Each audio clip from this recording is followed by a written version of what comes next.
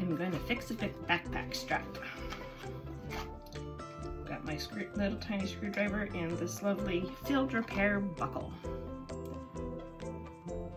So this will replace the part that is like on the backpack where you pull the strap, and that part tends to take a lot of force and then it just breaks off. And in order to fix it, you either have to take the strap off and unpick seams, or get one of these handy dandy little things. And this part comes off so you can put the strap through and then hook it together. So here we go. So this is the part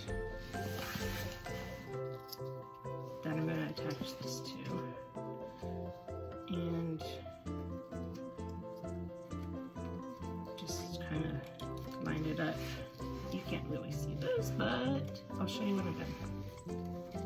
So now it's on there and it's really sturdy. It's not like plastic.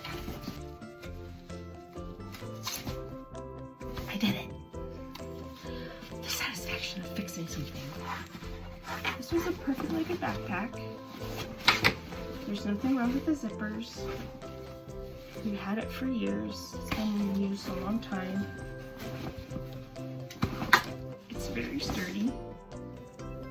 Why put it in the landfill when it can still be used? Just because it had a broken strap buckle. It wasn't being used.